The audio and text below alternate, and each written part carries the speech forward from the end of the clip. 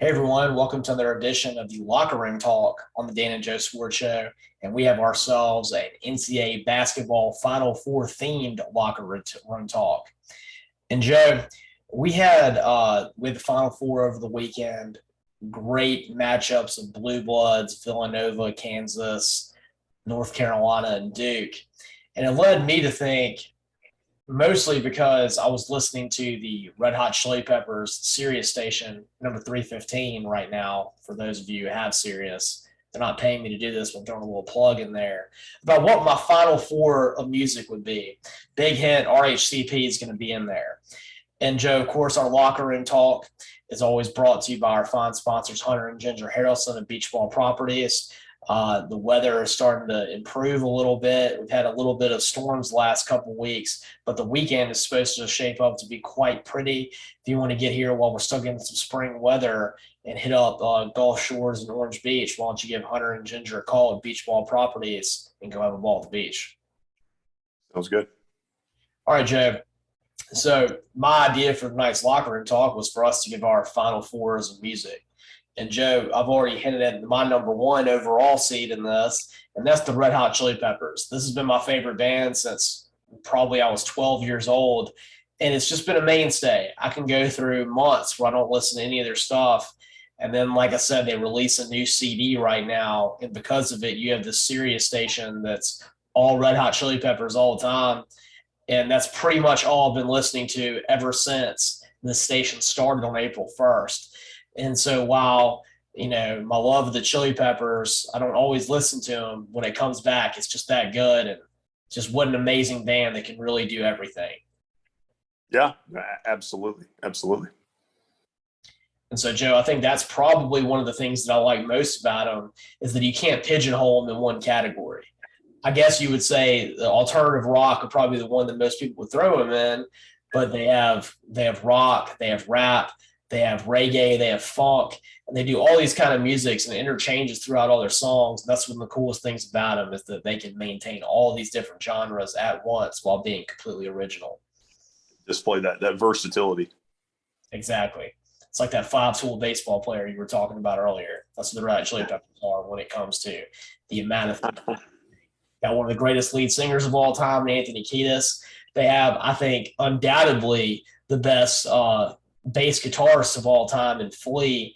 John Frusciante, excellent rhythm guitarist. And Chad Smith is quite a good drummer. I'm not going to say he's the best of all time. I think that belongs to Neil Peart of, Neil Peart, of course, of Rush. We get that title. But Chad Smith's definitely a top five guy. And you join this all into the holy union that is the Red Hot Chili Peppers.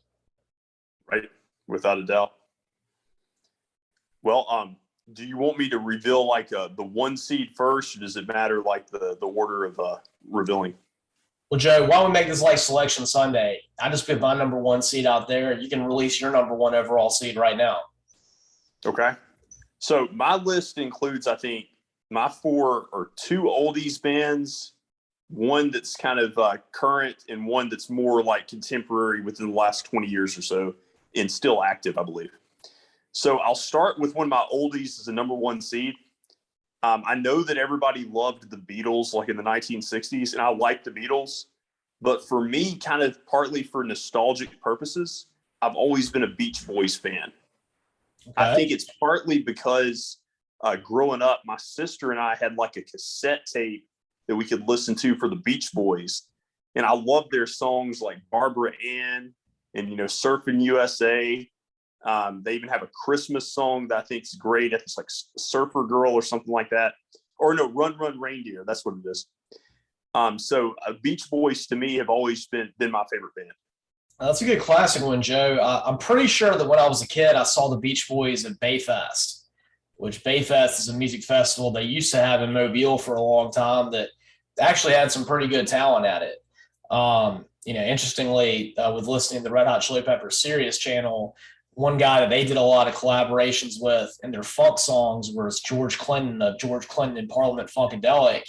And actually, I remember saw George Clinton at Bayfest. So a lot of these kind of older bands that maybe you would not normally think of, George Clinton, The Village People were someone that came, and I saw the Beach Boys at Bayfest. And they're one that they're probably not one that I think of off the top of my head a lot, but they have a lot of good songs. California Girls, that's a really great song right there.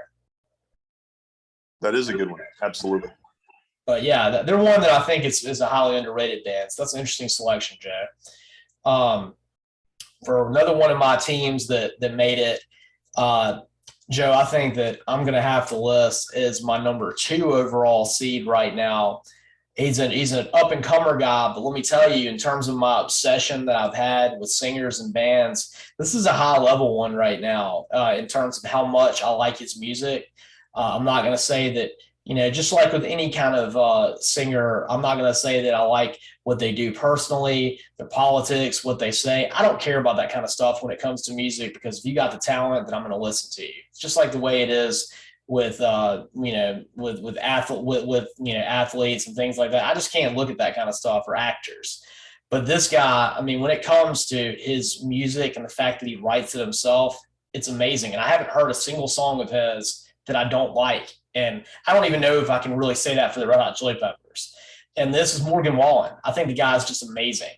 Uh, he's new. It's only within the last 3 or 4 years he's released music. But Joe, I have not heard a single one of his songs that I don't like. And what makes it even more impressive to me is that he writes all of his own music. I mean, the Chili Peppers do write their music too, but it's a collaborative work between like 4 of them. This guy writes it all himself. And after seeing him in concert, being outside of the Mobile Fairgrounds when there was 40,000 people there, standing room, I mean, it was great. And what made it even more like stick in my mind is I'd just seen Brooks and Dunn in concert, I think that same month earlier this year. And I've been wanting to see Brooks and Dunn in concert for like 20 years. I love them. But I thought he was better in concert than Brooks and Dunn was. And that really kind of vaulted him to this level of number 2 right now, because he was just that excellent in concert. And he's got a great personality. His music it really kind of hits me, and I just really like him. Well, when you talk about every song that he produces being good, that makes me think of somebody that I almost included on my list with the Weeknd. And probably in retrospect, I might have included him in my top 4. But yeah, with Wallen, I hear so many people talking about him, like people in Mississippi. They're just going out of state to see him in concert. Like, it just seems like there's just been a lot of momentum from him that I've been hearing about recently. Well, Joe, let me say this. I saw him in the Mobile Fairgrounds, and because of the fact that it was all standing room tickets, there was all general admission tickets. So nobody paid any more than anybody else did. I think I paid $50 each for that ticket for myself and my wife. He's playing at the Wharf in Orange Beach this summer on July 3rd and July 4th. Those tickets ain't $50. I Oh, think wow. that I think that for you to get a nosebleed seat, you're paying $200 a ticket now to see him. So let's just say the word got out after that concert. It sounds like it. That's skyrocketed. Yeah. Well, who's your number 2 seed, Joe? So it's my other oldies band that I selected, and it's the Mamas and the Papas. Another band that I always enjoyed as a kid. My dad and I would listen to this music. He liked it as a kid. And I really liked one of their songs specifically. I can't remember California Dreamin', I think is the name of it, where it starts out with, all the leaves are brown and the skies are gray. I just think that's just an iconic, opening prelude to a song with the lyrics. And it's always just kind of resonated with me. And so, yeah, definitely one of my top 4 favorite bands. Joe, I like your 60s theme right now. I feel like you ought to have the big glasses on and the bell bottoms with the music that you're rocking right now. But the 60s had some solid music. I mean, I was a big fan of Jimi Hendrix. That's some really great 60s music. You've thrown out some pretty solid bands before. I like the Beatles a lot too. It's also good 60s, Rolling Stones. So I can feel you on that one. Another underrated one I like is Sam the Sham and the Pharaohs from the 60s. That is not a band I've heard of. You got me on one right there. And my dad makes me kind of keep up with some of that music. Okay, I got you. Well, Joe, I mean, if you're going to go 60s, you got to have some Jefferson Starship Airplane. You want to talk about an epic name for a band? That was an awesome one right there. That's just like pure 1960s. Yeah, absolutely. And Joe, you mentioned one that you had barely left off the list, and you and I talked about before we did this podcast how much your musical taste change. Like it can be month to month, year to year.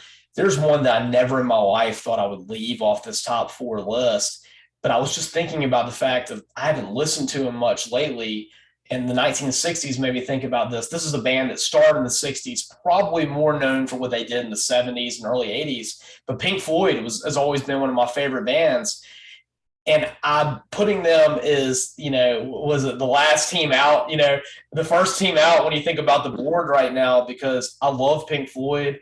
I've seen the movie The Wall. I went with my brother Joel, and we went and saw The Wall performed live in Atlanta by Roger Waters of Pink Floyd.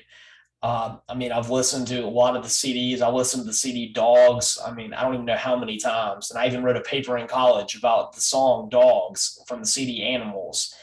I love Pink Floyd. They're brilliant. I mean, just the imagery they put out there, the commentary they have on politics, and the way they frame it. I mean, they truly were visionaries. And then you look at their CD covers that everybody is like, got all kinds of posters of and everything. The vision that they had is truly stupendous. But I just think about it and I left them off my list because I haven't really listened to, I can't say I've been there and had hours where I listened to Pink Floyd this year like I would have been in the past. Right. I could see that. And like you said, with the first four out, it's tough to leave some of these off the list. That's right, Joe. And my number 3 overall, see, you actually mentioned that you had left him off the list for yourself. And everybody knows I'm a huge Weekend fan too. I was so excited when he played the Super Bowl last year. And it was a big deal for me because he's one of those ones that I get in those kind of obsessive modes about listening to, because when you're in a mood to listen to The Weeknd, there's no one else that really touches him. And it's a specific kind of mood for the music that he plays. And, I think about it as he's the modern day Michael Jackson. I feel like probably the way that those in our generation feel about The Weeknd is the way that people in the 80s and 90s felt about Michael Jackson. And of course, we're going to say within The Weeknd's better. But of course, if you're someone that's 10, 15 years older than us, you're probably going to side with Michael Jackson on that. No, I can definitely see that. And yeah, I mean, to me, his music is just a perfect blend because like it kind of sounds a lot of times like a throwback, but obviously, it's current. Yeah, I mean, a lot of his music, you think about In Your Eyes, that whole last CD that he had, it sounds a lot like 80s music. Even when you think about Blinding Lights, all that stuff sounds like kind of that cool kind of hip hop techno-ish kind of, pop music that you had in the 80s. Yes. And it's one of those things where like the lyrics in addition to the music, and the sound of it is like the perfect combination. Like I hear a lot of songs, where I like one or the other. Like I like the lyrics or I like the beat. To me, with him, it's like everything. Well, and something too is I think he does a cool job of incorporating other artists that are really good into his music that kind of blend well with it. Like I'm a huge Daft Punk fan too. Now, I'm not going to say Daft Punk is anywhere near my top 4. They're probably a top 20 though. I think Daft Punk is really good, and you can get in the kind of mood where they work, and them mixed with The Weeknd. That's an awesome combo right there because you get the really cool techno-y kind of music. Like, you think about Starboy, I Feel It Coming, and you mix it with The Weeknd, and that's an awesome groove. And someone else, this reminds me of, this is a person who really did make it pretty close to chopping block. I would say they're probably either in the first 4 out or maybe in the next 4 out would be Lana Del Rey. I think Lana Del Rey, the song that she has with The Weeknd is excellent. And she's got a really good kind of pairing with her haunting voice that she has to go with The Weeknd. Has The Weeknd done a song with Marshmello yet? I could definitely see that being a collaboration. I don't know, Joe. I'm not sure about that. I know Marshmello is blowing up right now. Because it seems like every time he did a song with the Jonas Brothers that worked out pretty well. It seems like every time you put him with somebody, it goes well. And so I can't imagine, if you put him with the talent of The Weeknd together. That's right, Joe. And I'm not a huge Post Malone person, but that new Post Malone Weekend song is actually pretty awesome. The One Right Now song, I've listened to that one. I can't even tell you how many times. And that one really works out well. I think Post Malone kind of matches up with The Weeknd. Really, I think that you can kind of pretty much put anybody with The Weeknd that works. But there are certain people that it does better than, it could be otherwise. Right. It's like Dancing with the Stars. They'll make anybody like the consummate pro. That's true. Yeah, it's like putting a dancer with Fred Astaire or something. He's going to make him look good. Right. Right. Well, I certainly can't top, the weekend, like I said, in retrospect, very close to my Final Four. But like I said, my list also went on kind of nostalgia too.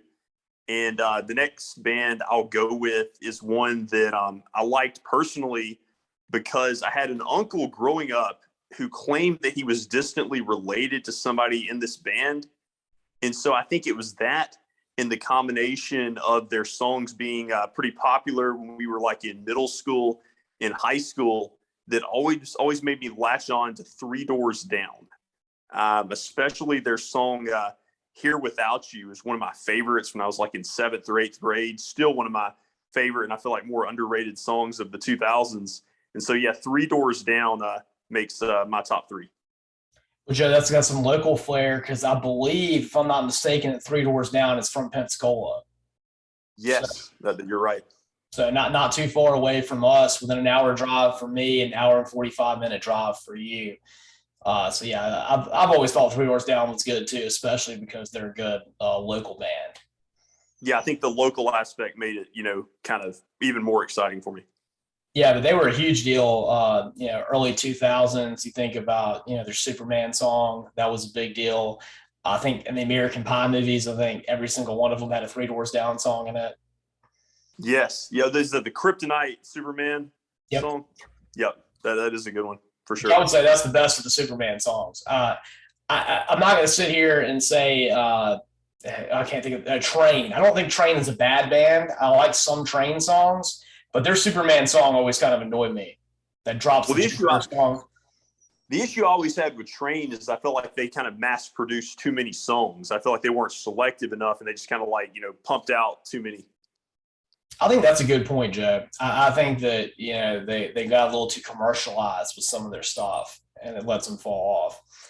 Yep. And Joe, for my number 4 last team to make the Final Four for me music wise, this is probably one that is going to surprise a lot of people and surprises me. But when I go through my modes, when I listen to her a lot, and I just think that this girl can do everything. And like her story is fascinating. The kind of person that she is just really interesting. And she's got really cool artistic talent. And she's actually going to be at Hangout this year for people that would like to see her, and that's Halsey. I think Halsey is excellent. And it's like when I get in those modes, when I'm listening to her, she's the only person that I want to listen to. And that's kind of where I brought it in to for you to make my Final Four. When I listen to you, I have to not want to listen to any other artist at that time. You have to be that good. And she just goes across the board with her ability to play the guitar and sing soft, to go just really hard, to kind of go into really deep imagery. And just her story is fascinating. I'm not going to talk about a lot of the stuff that she's been through, but if you want to look her up and see, this is a person who probably shouldn't be with us that is with us now, and what she's done, it's really just cool. And she's got a movie on HBO right now too that you can watch that goes with her latest CD.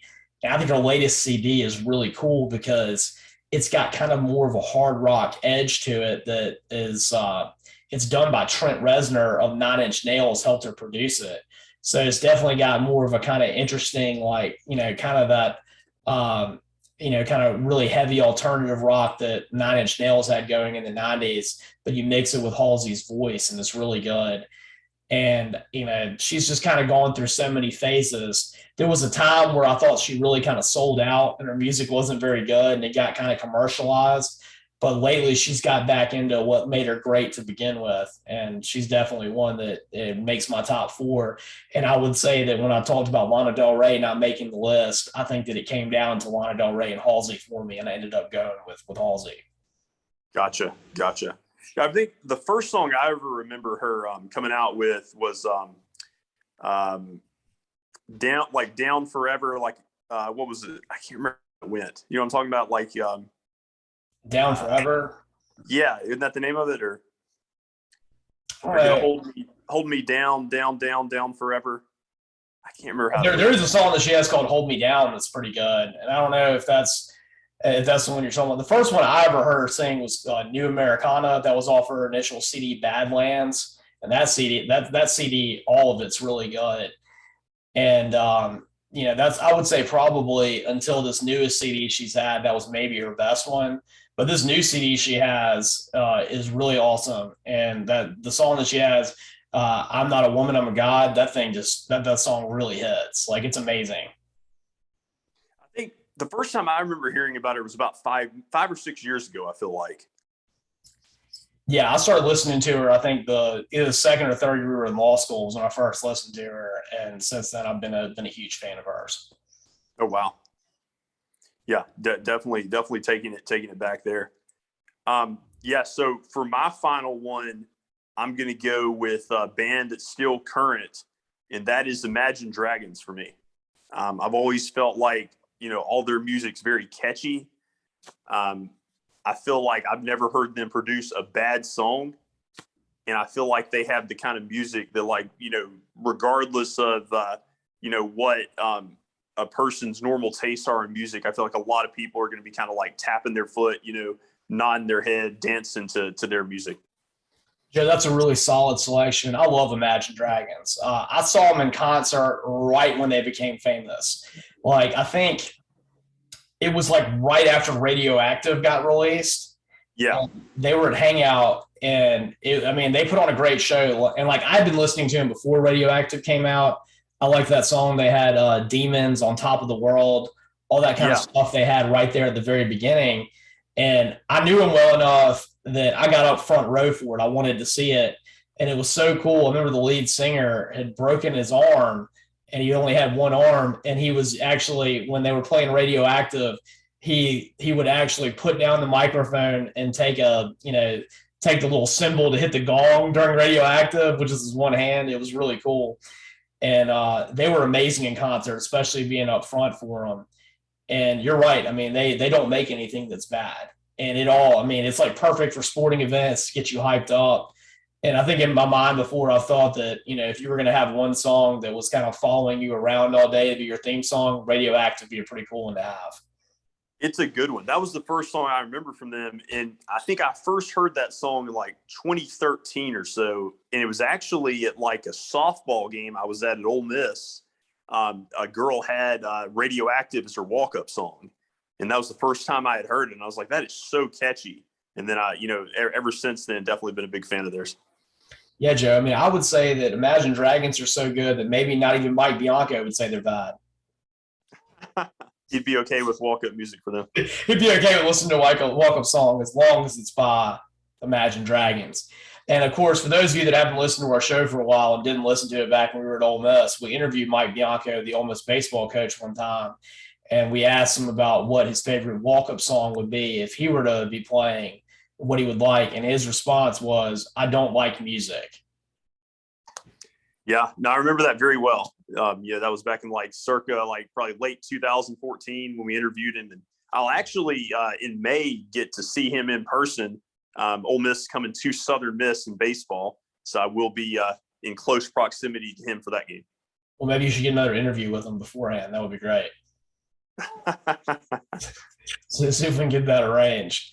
All right, I want to thank everybody for listening. And there's all kinds of great bands that just get left off the list. Of course, I mentioned how Lana Del Rey and Pink Floyd just barely were left off the list for me. I mentioned Brooks and Dunn. That's probably one that might be a top 10 for me. And I'll tell you one who definitely was in the first four out for me, who I saw is coming to Birmingham, and who I've talked with a friend of the show, Kent, about possibly going to see, is Garth Brooks. Garth Brooks would be one that definitely I've considered, I would say in the past, maybe could have made my top four. I listen to his Sirius channel all the time. But in the end, I ended up liking Morgan Wallen more than him on the country side of things. So I left Garth out. But Garth could definitely be one that could make the list. A lot of good teams. It's hard for Selection Sunday. Yeah, this is more difficult than regular Selection Sunday is. And if you like this, we'll get some more musical takes other times, and catch all of our episodes on Spotify. Look at the Dan and Joe Sports Show on Spotify. You can also subscribe to our YouTube channel and watch the video versions of our podcasts on there. And you can follow us on Twitter at DJ Sports Show and like our Facebook fan page. And as always, I'm Dan. And I'm Joe.